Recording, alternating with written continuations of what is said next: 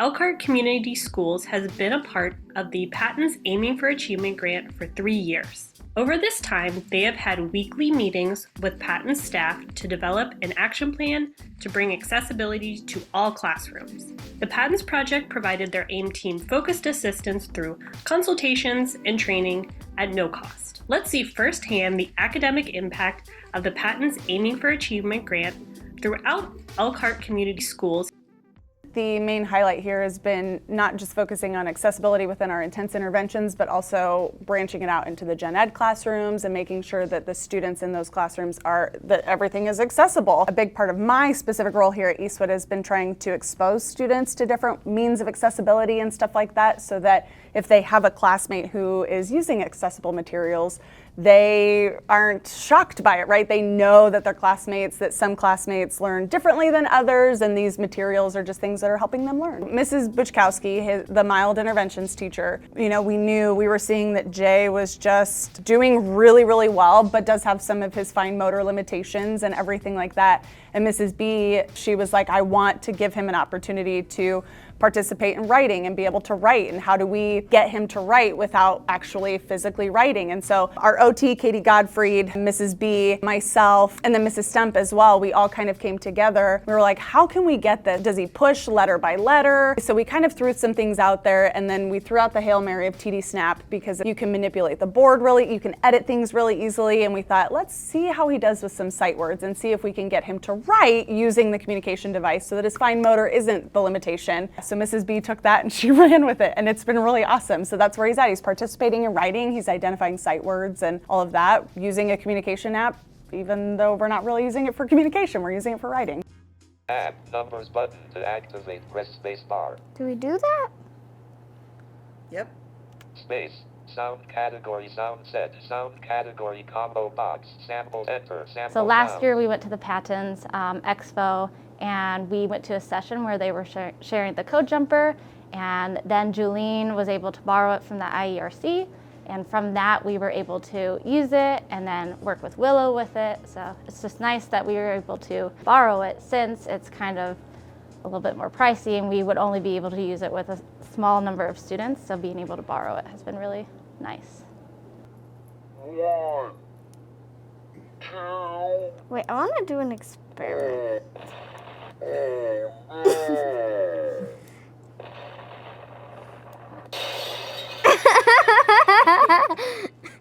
Did you just hear that? Yes, I heard it. Come on. What is it supposed to be? Glass breaking. 1, Or no, it's not. 2, 3. That's supposed to be 3. Okay, what's next? We have been following the lessons on the code jumper. So Willow has been learning about the parameters, about variables, just about sequence. And one of the things that they did was each of the code has a sequence that she follows, and she was able to have something where when she wakes up, she has a sequence. And like, she gets up, she pets her cat, she tells her mom she loves her, and then she gets ready for school. So that was a sequence that she has when she wakes up, and she was able to put that and parallel it to the code and the sequence that she has for code. So it's just so cool how Code Jumper is not just, it's coding and she's learning coding, but it also is relevant to her life. Oh, I did forget to change that. That sounded funny. Does it become a new code every time you change something? Yes. Yes, Yes, it does. it does. You told me that you were excited about having Code Jumper because what?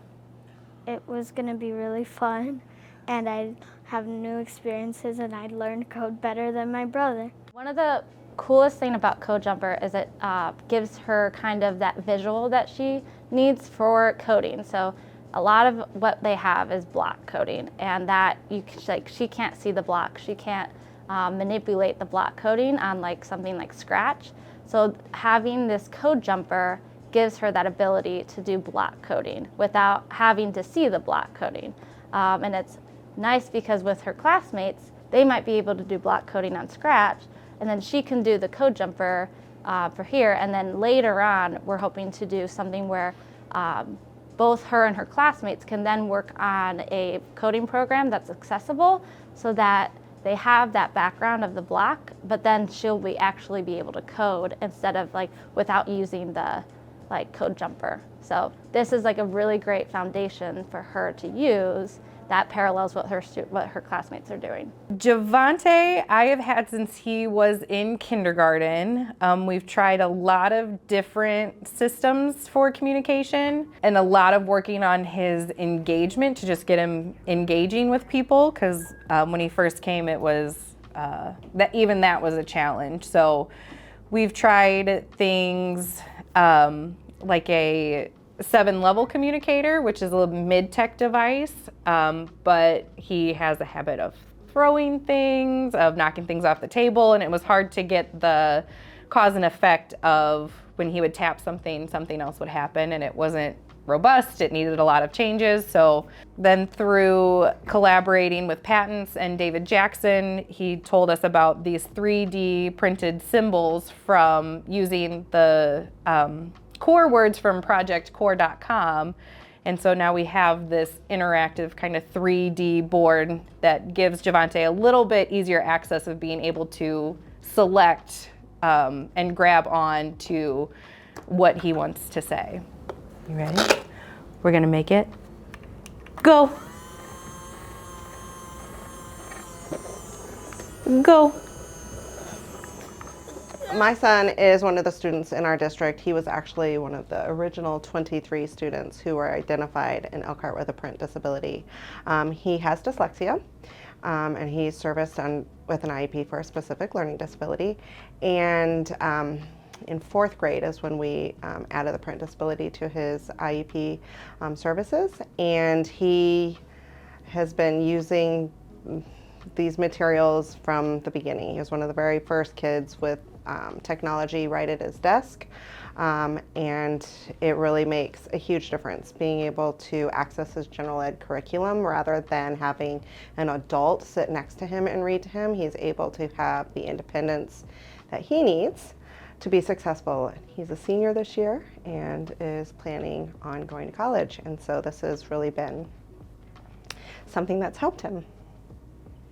I am really happy that we are working with the PATINS Project have received the AIM grant, because it really has, this particular topic is like one of my passion, in case you can't tell, it's one of my passion points, and it became my passion because of my son, but I'm also a special ed teacher before I was the district dyslexia coordinator, and it became important for me to make sure I had that for my students, and I wanted to be able to reach more kids.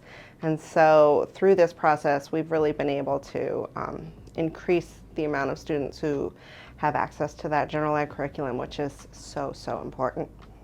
For part of the grant, I use Snap and Read. It's been very helpful when we do novels, because even if we get like a translated copy, the page numbers are all different. And so if I'm like, students read 3 to 11 and they get the translated copy and it's all over the place, and my Spanish isn't as good as I would like, and so I have no idea exactly where to tell them.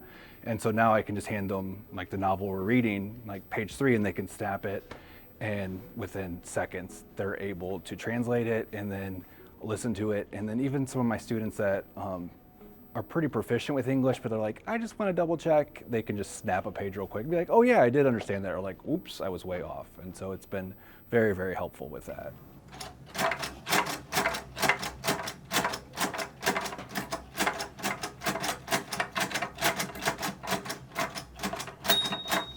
Good job.